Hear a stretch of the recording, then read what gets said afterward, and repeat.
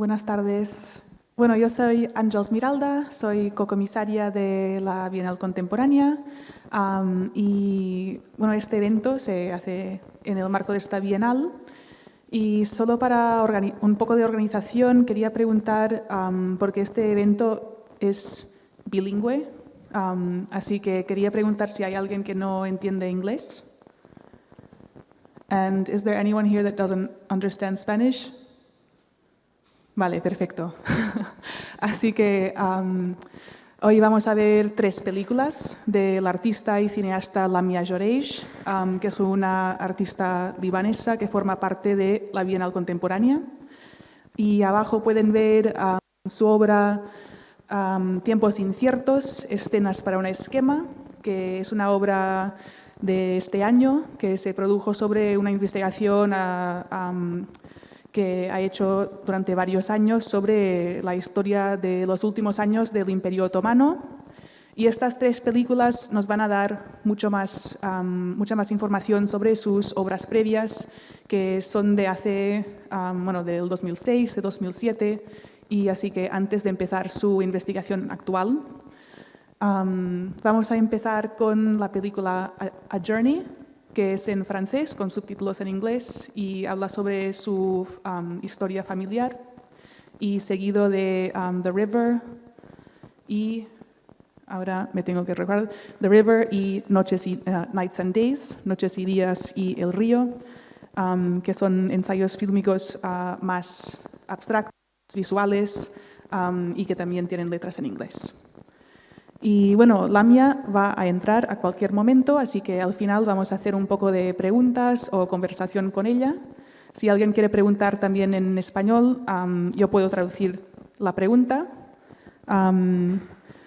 Y bueno, solo para introducir a Lamia, ella es una artista visual que vive y trabaja en Beirut. Sus obras se han presentado en muchos museos y bienales internacionales, por ejemplo en la Bienal de Venecia, donde representó al Líbano en el año 2007, en el Centre Pompidou, en la Bienal de Estambul, la Bienal de Liverpool y el Museo Tate Modern. Y ella también es la cofundadora de Beirut Art Center, que directó del año 2009 hasta el 2014. Así que nada, os dejo con los 3 ensayos fílmicos. Okay, so Lamia has just arrived from Beirut, so thank you so much for being here today with us. I hope you had a nice trip. I haven't been able to ask you. Thank you for the invitation, and thank you for attending and staying for the 3 films. So I'm going to open to questions if anyone has some, but at a first thought, the first film that we watched, A Journey, I was just thinking that now it's 20 years since you made this film, which is quite some time. Yeah, almost 19 years, yeah. Yeah, so it really made me think about, looking back from now, and this year has been, has changed everything once again. So maybe I wanted to ask you, when you think back to the time in which you were making these films, how do you look at it from the point of view of today? So I haven't looked back at this film for a long time, but it's always strange because reality catches you all the time. Like when I was making the film, the Israeli war attack happened. I had finished the film before. This is why I had to add the introduction. So there's always there's always an element that comes in the reality that transforms our perception. But in a sense, the core has not changed. For me, the core is this question of this elsewhere that is inaccessible because of the fragmentation of this region is still inaccessible today.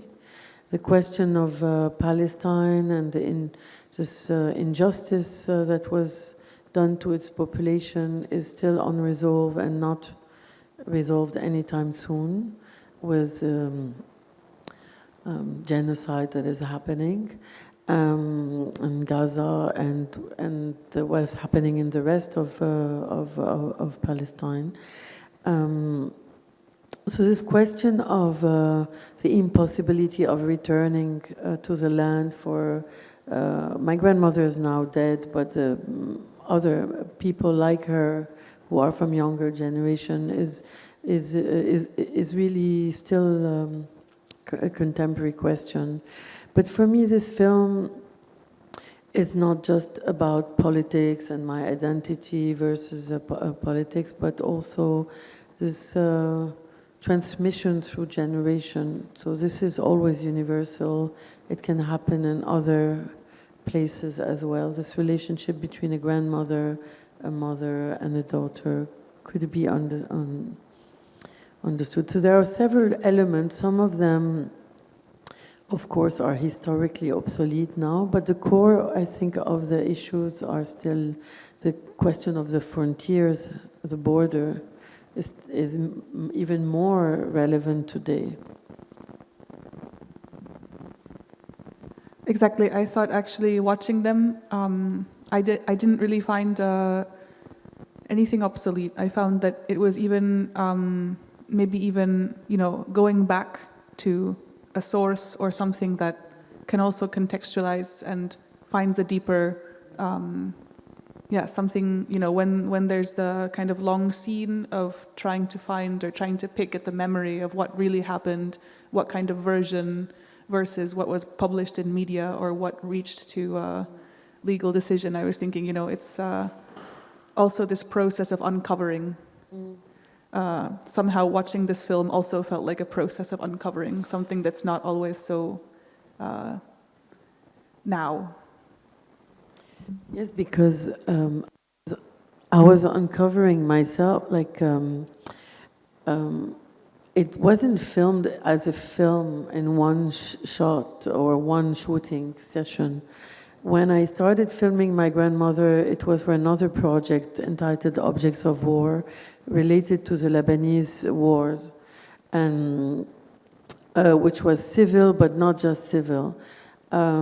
So I started in '99, and then I gathered archives and stories, and then I filmed my mother and filmed again my grandmother before she died. And then much later, years after, I decided that all these scenes, all these different stories could constitute like a spider web for a film.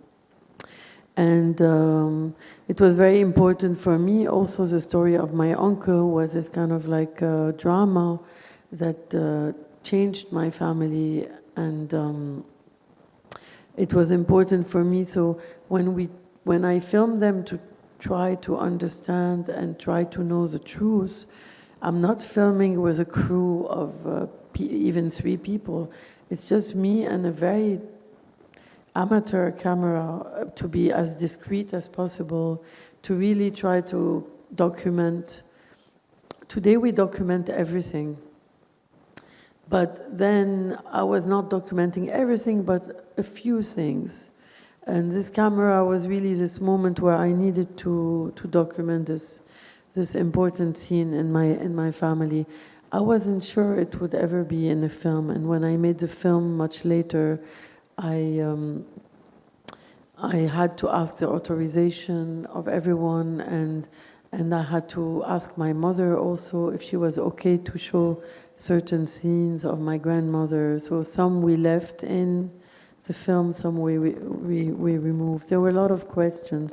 So this is why I was also uncovering in the process.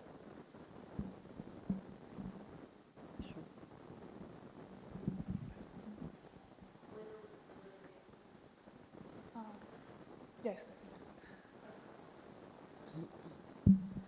Thank you for the movies, very, very moving. Thank you. I would like to ask you, as a protagonist in this long conflict, and also reading these days all these news about Palestine and the conflicts around Palestine also, is something that mentioned one of, I think is I'm confused, is your mother or grandmother talking about your uncle going back to Iran or something?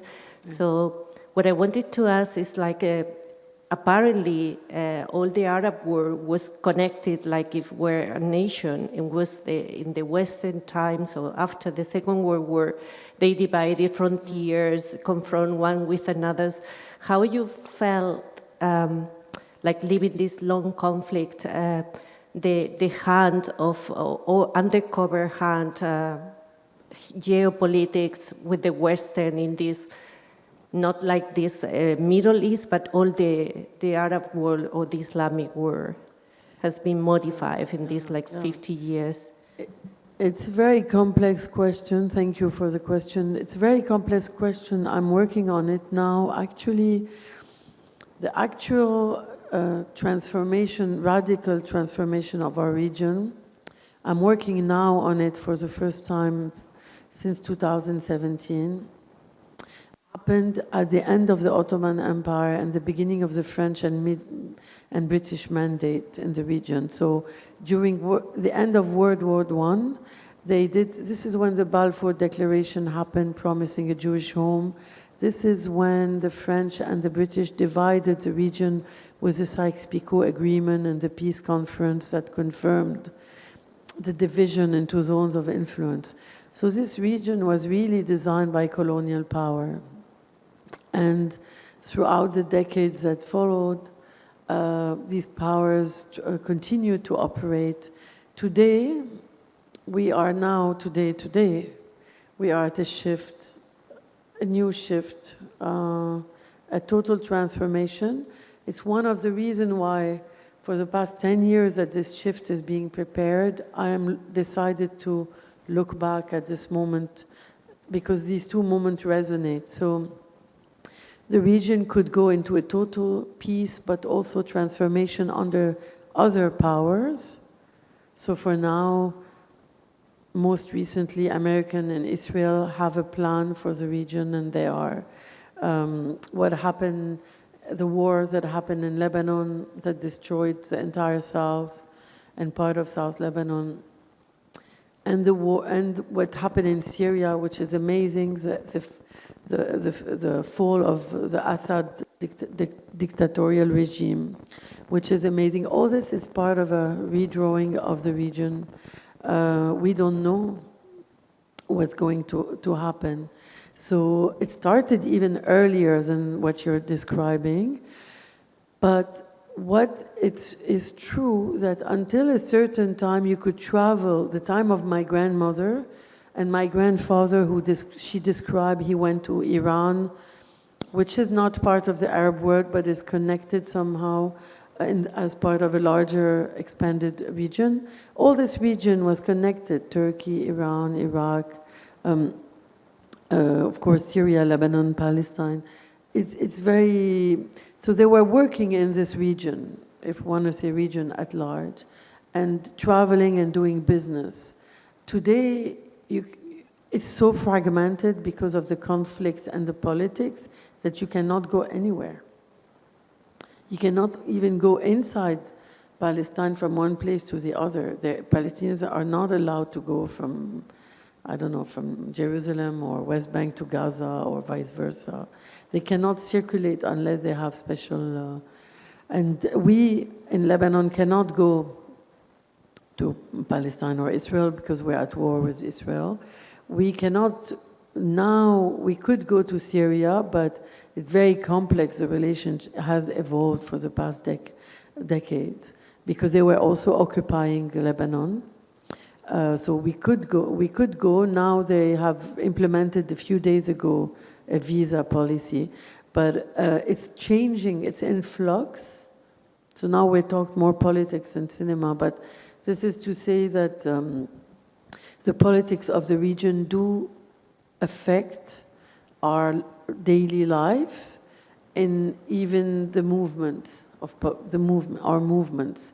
And this is why, to go back to film, I wanted to reflect on a narrative that was also fragmented and not linear. in a way, like the region is fragmented, somehow the kind of telling a story has become fragmented, and for me it resonates with territory that is fragmented.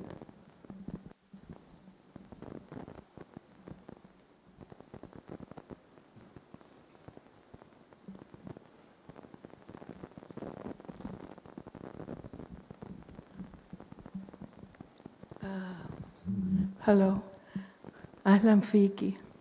انا كمان لبنانيه واختي معي هون كمان. شرفنا. Today we have a new president in Lebanon. Yes. So what do you think about this? I mean, I know what you said, that everything is fragmented. People are fragmented in their thoughts and lives. And I haven't been back to Lebanon. I mean, I came like 40 years ago, and I haven't been able to go back. And of course, we lost a lot of family and friends. But I'm always, you know, I have this hope to go back. Now, this new president, my friends say that he's going to be like a good choice. I don't know. But there's also something that really was interesting in the film. A few things I'm going to say. The sound, you know, the way you use the sound. I mean, you didn't use any noise related to bombs. Yes. Which is, but then we could see all the destruction. And I guess that maybe the thing of not hearing the bombs is more effective to see instead of to just listen, because it's like very common to the violent films and things. But this just watch destruction without hearing, I thought it was very interesting. And then on the other hand, that sense of, as you said, fragmentation. We are from the south of Lebanon, and our city or town, whatever, Nabati, has been destructed absolutely a few days ago, absolutely leveled. So, and there was this one of the films, you were driving to the south. We saw Saida and all that, right?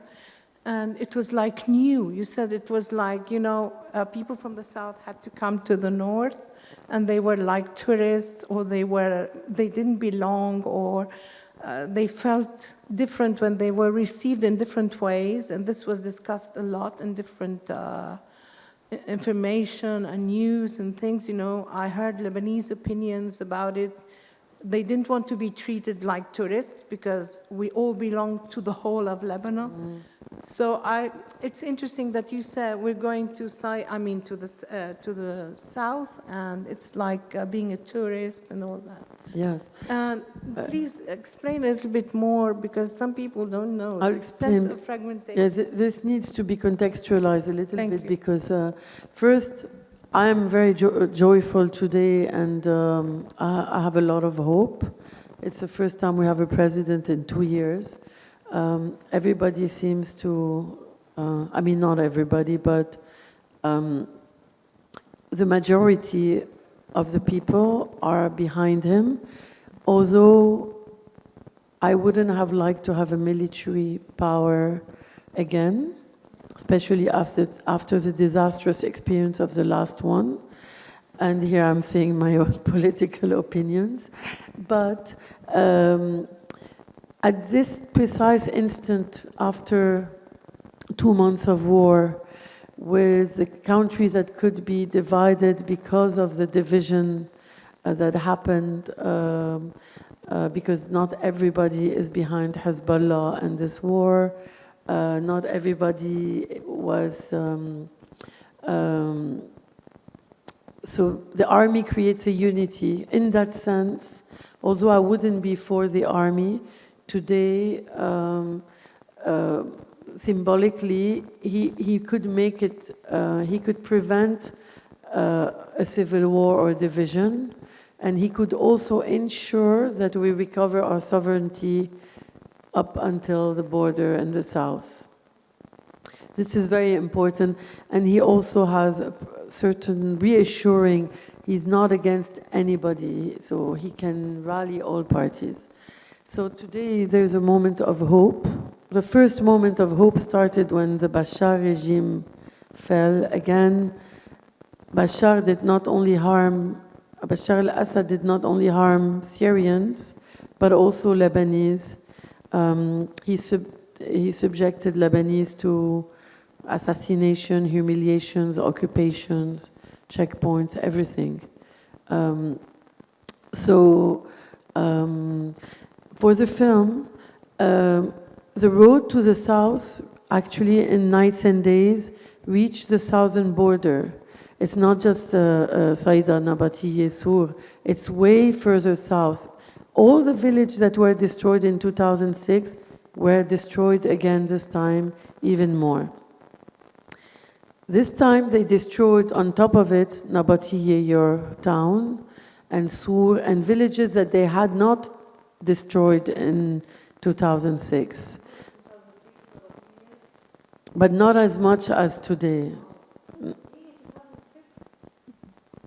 Yeah, but not, I mean, today I feel like there were certain parts that were less bombarded, other parts that were more bombarded, from what I understood. I think we need a few months to have the exact scope of everything.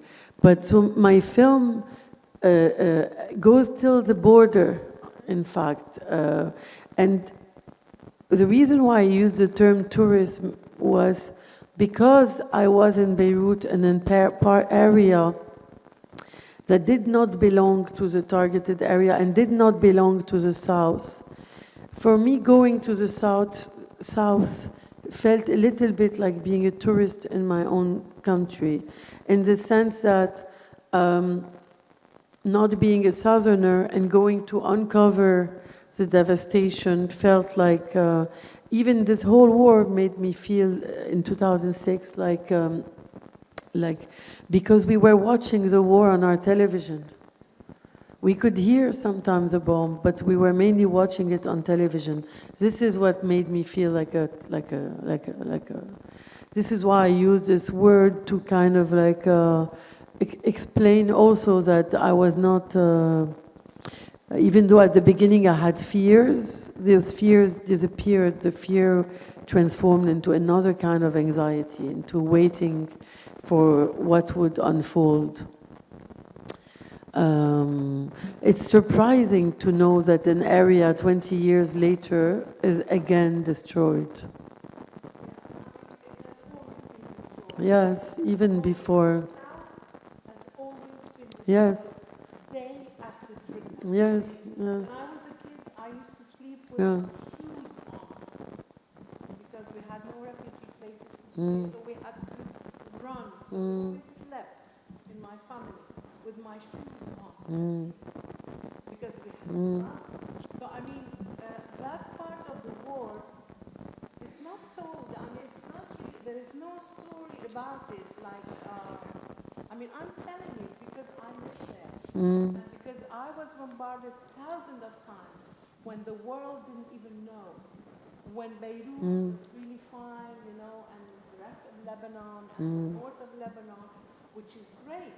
But, I mean, the south has always been bombarded. Always.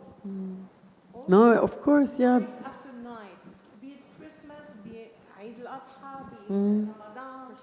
I mean, it was always. And that's why I told you that There are a few filmmakers. I know a few filmmakers from the south that are now directing films related to the south. Not necessarily this war. It's too early, but that speak of the inhabitant of the south, the daily lives, the fears, the times of war, etc. And there were a few films made also, I think, in the 70s, related also to the Fidaiyin, but also the southern inhabitants. Yeah. Like, I think Maroun Bardadi did a film. And many people think that Hezbollah has always been there. No, no, of course not. Not you and me, no. But everybody around here, when the war started, and I would, you know, talk with friends and that. Oh, it's your fault. It's Hezbollah. You are always this and that, right? And I would say no, but Hezbollah is something relatively new. I mean, in the sense against that, Israel had bombarded Yeah. a long time before. Well, actually, Hezbollah came because of the occupation and bombardment of. They were born after '82, after the occupation and the. Yeah. The army, the Lebanese army, could not defend Lebanon. However, Do you have? Does anybody have other questions? Because we're into politics now, and.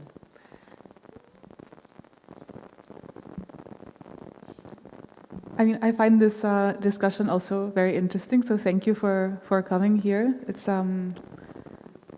yeah, and well, I guess that I also wanted to lead into the work that you have in the biennial because, well, this is also meant to be a film. This is another reason that Raisa and I wanted to show some of your previous films. So maybe you can speak about any updates or your thoughts on the current project. The current project. So the current project is an adaptation or a feature. There's this idea of doing a feature film about the diary of a young Ottoman soldier, a Palestinian from Jerusalem, who was working as a clerk in the Ottoman army during World War I. And he wrote his diary in 1915, 1916. In his diary, he wrote about his hope, his fears during the war, the scarcity of food, of cigarette, and how he imagined Palestine. Of course, he has no idea of what will happen. And so I thought it was very much in resonance with our contemporary time, because when I read it, I tried to imagine a young person in his early 20s today or in her early 20s today, and how the future seemed uncertain in our region, and what kind of hope and what kind of future they can imagine.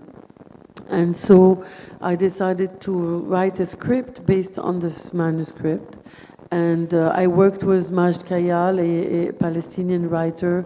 We've been we developed a script for a feature film, which also plays with anachronistic time, something that I like to do, because I think I'm not always convinced about the linearity of time or narrative. So I like this idea that we can drift from a scene from 1916 to our contemporary times in one scene. And so, because of the complexity of the project, because of I wanted to film part of it through a team, not by going myself, but through a second team in Jerusalem, but also because of the kind of financing that it requires. It's gonna take maybe years. It might never happen, I don't know. In the meantime, I have met a producer recently, and we're working on shooting a short video based on the casting for the film. And the casting for the film would be a way to play certain scenes and read them, but while I will question the casting, the characters and the participant about their relationship to Jerusalem, in a similar manner to a journey. This idea of inaccessibility to a territory, this idea of fantasy of a territory that I had with Jerusalem, because my grandmother told me she could go from Beirut to Jerusalem in 7 hours. What about all these people who are second, third, fourth generation, who don't have access? For them, it's really a myth. So I think this short video would have a sociological approach, while at the same time it will be a way to rehearse and to find what I'm to search for what I'm looking for in this actor. to play the main role. And this, we hopefully will shoot it in the next months with very little means. So the feature film has a totally different production ecosystem and financing. So for the shorter film, as you could see in the 3 films I showed, this is a very, they really made with very little means, with handheld cameras, with personal archives. They're made with, you know, very, like, you know, roughly, with almost no team. So this one hopefully will be made with a proper team, but a very small team of maybe a person at the camera and a sound person and me. And the paintings in the show here are called background for a script, because when I was about to launch the production of this film I just told you about last year, when October 7 happened, I postponed the shooting of the film, and I decided to paint again, and I produced these paintings directly inspired by certain scenes from the film. And they were made between January 2024, between January and April. Exactly, yeah. Thank you so much. Thank you. Lamia, Thank and you. thank you, everyone.